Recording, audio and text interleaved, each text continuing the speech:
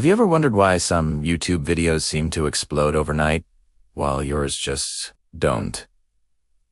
You follow all the rules. You research keywords. You create helpful, evergreen content. But your growth is just a slow, painful crawl. Meanwhile, some random creator uploads a video titled, "I lived in a treehouse for a week," and it gets millions of views in a day. What's going on? The old way of thinking, the strategy that built the first generation of YouTube empires, is dying. I'm talking about the death of search. For years, search was the safe bet. If you made a video called "How to Fix a Leaky Faucet," you were guaranteed a steady, slow stream of views. It was reliable, predictable.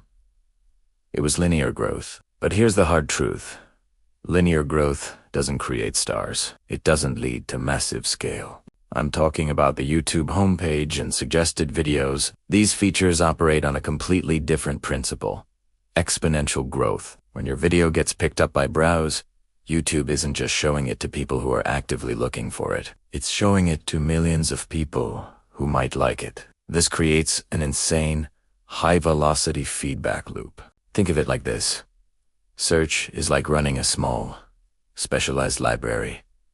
People come in knowing what book they want. Browse is like having your book on a giant billboard in Times Square. The potential audience is astronomical. But there's a catch. Your thumbnail and title need to be so compelling they can convert a casual scroll into a click. That's your click-through rate.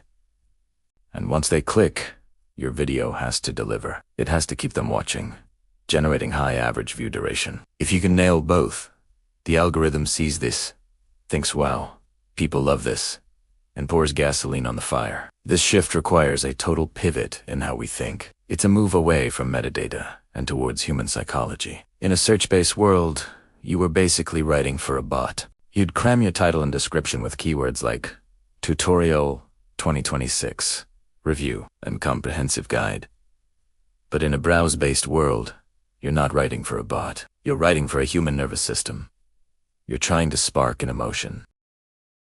Let me give you a concrete example. The old search title would be "Comparison of the top 5 electric vehicles in 2026. It's descriptive, it's accurate, it's full of keywords. It's also incredibly boring. The second one triggers curiosity. It establishes stakes. There's a story, a challenge. It abandons the safety of the keyword to embrace the beautiful, chaotic volatility of the click. Let's imagine this transition through a story. Let's call our creator Elias. For 7 long years, Elias was the undisputed king of search. His channel, The Manual, was a monument to utility. If you wanted to learn how to calibrate a telescope or understand the history of the Byzantine Empire, Elias had the top-ranking video. He lived and died by the evergreen code. His channel grew by a steady, predictable 5,000 views a day. It was safe, it was stable, and it was slowly dying. Then, one spring, the floor just fell out. The one representing YouTube search began to sag like a dying pulse. At the same time, a new creator, a kid named Jocks, who probably didn't even know what a meta tag was, uploaded a video. The title: "I spent 48 hours in a sensory deprivation tank." Jocks' video didn't solve a problem. It didn't answer a question. But within 3 hours, it had 3 million views. It wasn't showing up in search results. It was everywhere else. It was on the homepages of grandmothers in Florida and teenagers in Tokyo. It was being recommended next to music videos and movie trailers. Elias just stared at his screen and whispered to his empty office. It's volatility. He's gambling with the algorithm. In that moment, Elias had a profound realization. The librarian phase of the internet was over. People no longer came to YouTube just to find things. They came to be found by content. They wanted to be surprised, entertained, and captivated. He looked at his content schedule. The next video on his list was a comprehensive guide to 18th century naval tactics. He thought about the hours he'd spent building magnificent, historically accurate scale model ships for the video.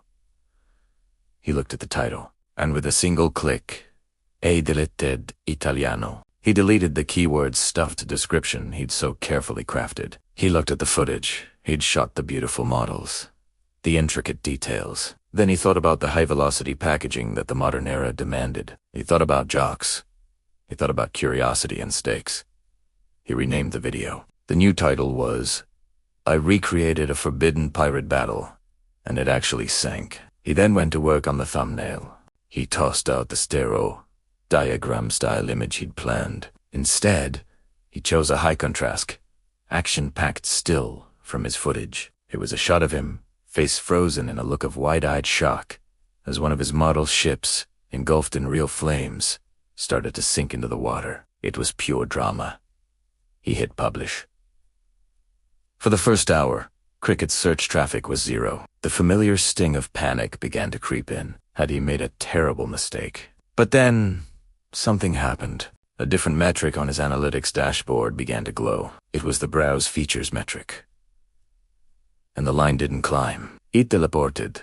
10,000 impressions, then 100,000. Before he knew it, 1,000,000. The video was a rocket ship. By abandoning the safe, comfortable cage of the search bar, Elias had finally stepped into the blinding light of the homepage. He realized he wasn't just a teacher anymore. He was an experience. He wasn't just providing information. He was providing a story. That old traditional search strategy had been his fortress, but it had also been his prison. And for the first time in a decade, Elias was free. So, what's the takeaway for you? It's not that search is completely useless. It still has its place. But if you're dreaming of explosive growth, if you want to break out of that slow, linear crawl, you have to start thinking like a browse-first creator. You have to stop writing for bots and start speaking to human emotion. Ask yourself, what's the story here? What's the craziest, most compelling way I can frame this? What would make someone stop scrolling dead in their tracks? Trade your safe, keyword-stuffed titles for ones that spark curiosity. Swap your boring, descriptive thumbnails for images that scream emotion and stakes. Embrace the volatility. Take the gamble. Because in today's YouTube landscape, the biggest risk isn't failure. It's being invisible. The king of search is dead. Long live the king of browse. Thanks so much for watching. If this shift in thinking resonates with you, make sure to subscribe for more insights into cracking the YouTube code. See you in the next one.